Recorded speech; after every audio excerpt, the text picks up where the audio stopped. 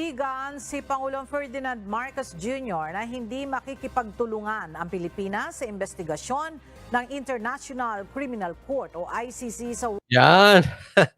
Maganda, maganda. Eto, maganda. Si Marcos, sinabi, hindi makikipagtulungan sa ICC. At inulit pa, at inulit pa, at inulit pa. Supalpal dito si Trillanes. Supalpal dito yung mga galit sa Duterte. Supalpal dito yung ginojos si Trillanes, mga dilawan, at mga galit. At inggit kay Sara. Oh. Nilaglag kayo ngayon ni Marcos. Oh. Bakit? Kumampi sa tama si Marcos. war on drugs ng nakaraang administrasyon. Ayon kay Pangulong Marcos Jr., walang jurisdiksyon ang ICC sa Pilipinas. At kung nandito na anya sa bansa ang ICC... Sabi dito, palamura ba yung jukebox vlogger na yan, idol coach? Hindi. Ano siya? Palatawa. Lahat ng sasabihin niya may tawa.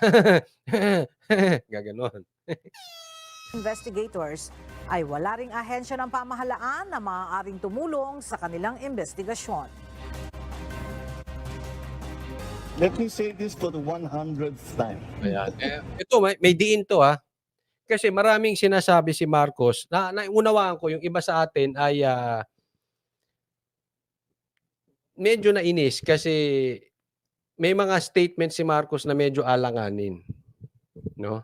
But this time, diniin to.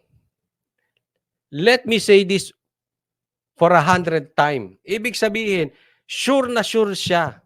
Ba't ba ayon yung makinig?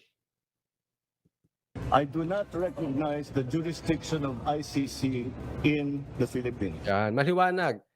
Hindi ko nire-recognize ang jurisdiction ng ICC sa Pilipinas. 100 beses ko nang nasabi yan. So ako, naniniwala ako kay Marcos, paninindigan niya to kasi wala siyang lusot dito eh. Unlike dun sa iba na general statement. The fact na sinabi mo 100 times, specific yan. Ito maganda. Kumampi siya kay PRRD at kay Sara. Hindi kay Tamba. Nilaglag niya siya dito. Oh, baka sabihin bakit? Si Tamba ba yan? Sino ba ang galit sa Duterte? Sino bang galit kay Sara? Hindi natin alam. But definitely, dapat makinig. Ako kung hindi kayo involved, makinig kayo kay Marcos. Huwag niyong sirain si Marcos. Kumakampi si Marcos sa Duterte. Ito lang, hindi ko sinasabing lahat But importante ngayon. Gaya nung kay Amy, sabi ko, huwag nating suportahan si Amy. Pero tama yung sinabi ni Amy regarding Tamba. Na meron siyang video na nagpapabayad si Tamba. This time naman, tama rin si Marcos. Kinampihan ang Duterte. Makinig po. Hindi ko po pinagbabintangan. Boying, Secretary Abalos, o kung sino man mga involved na posibleng si Tamba. Trillanes, makinig ka na rin. Maliwanag sinasabi ni Marcos, I consider it as a threat to our sovereignty. Therefore, the Philippine government will not lift a finger to help any investigation that the ICC conducts. However, hindi kami magtataas kahit isang daliri. In short, hindi kami mag-e-effort. Wala kaming gagawin.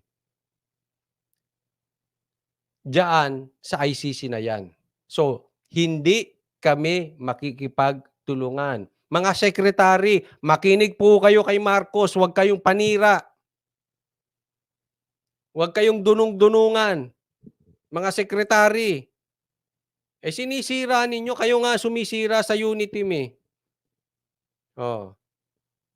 Hindi dapat kahit anong ahensya papasukin or hindi papasukin na makipagtulungan sa ICC.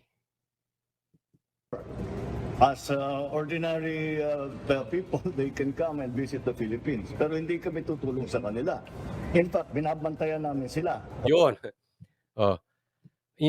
They can come and go sa Pilipinas, pero hindi kami makikipagtulungan sa kanila Sa katunayan nga, eto tinatagalog ko lang ang sinabi ni Marcos nyo.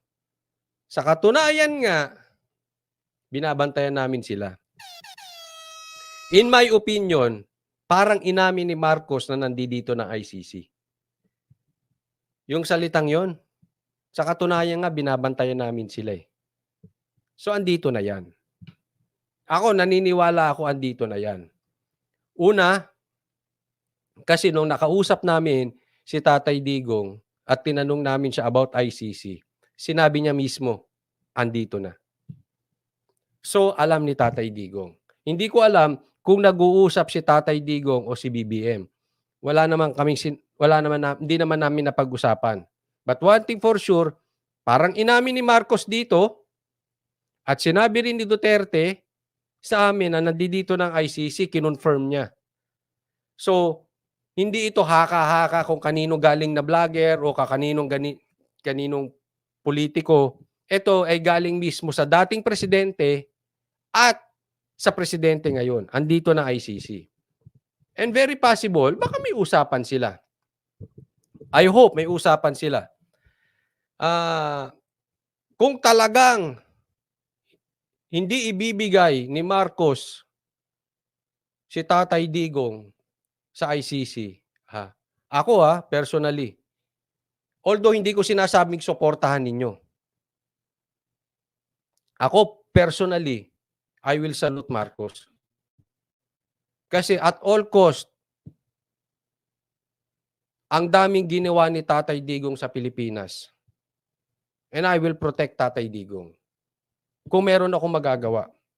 At yun lang naman ang aking magagawa eh.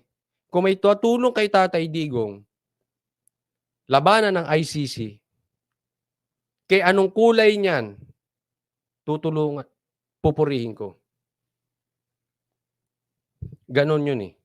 Let's protect. At tayong mga DDS, let's protect Tatay Digong.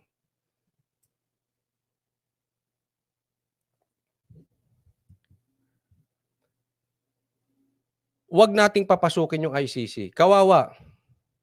Kawawa si Tatay Digong. Ang daming ginawa, may edad na, tapos kakawawain natin, ibibigay natin sa kamay ng iba dahil sa mga pangarap ng mga ibang mga politiko. Ako ay hindi sasang-ayon dun. So, kung kahit kaaway ka or hindi ka kaaway, kay ano kulay mo, if mag-uusap tayo, you just protect Tatay Digong. And I know ito yan eh.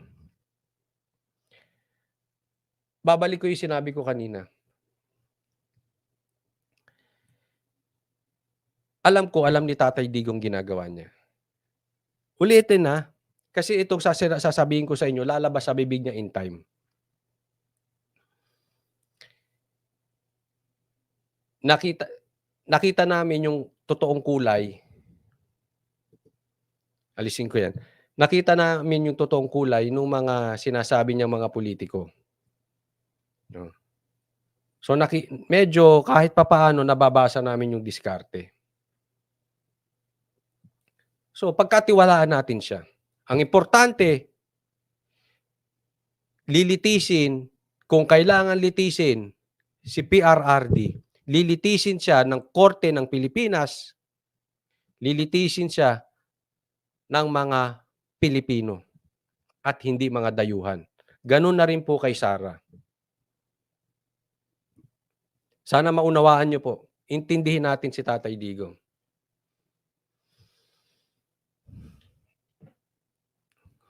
Ngayon, ibig ba sabihin, susuportahan natin? Hindi po. Parehas. Ulitin ko sa sinabi ko kay Sara, kay Amy, never ever kung sasabihin na suportahan nyo si Amy sa Senado ngayon, tatakbo yan 2025. Re-electionist yan eh. Hindi ko sasabihin tama. Pero kailangan natin yung statement. Kasi kita mo, nandidiin ko si Tambaloslos because of the statement na pinapasabog ni Amy. And Amy is credible. He is not just an ordinary politician. He is just She is not just an ordinary politician. She is just not an ordinary vlogger. She is the cousin. She is part of Uniteam. Kaya very credible. Ulit, para hindi kayo, never ever ko sasabihin suportahan nyo ang Marcos. Never ever kung sinabi na iboto nyo si Amy. Pero kung yan ang makakatulong, bakbakan ko si Tamba, gagamitin ko yung statement niya. Naiintindihan po natin. Ganun lang mo yun eh. O ngayon, bakit hindi makasagot si Tamba kay Amy? Ang kinakaya niya lang si Bato. Bakit? Maraming alam si Amy. Baka sumagot si Tamba. Lalong maglabas ng baho ito si Amy. Di ba?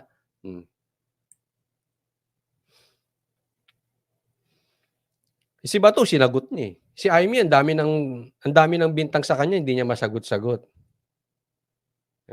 Yun po yun eh.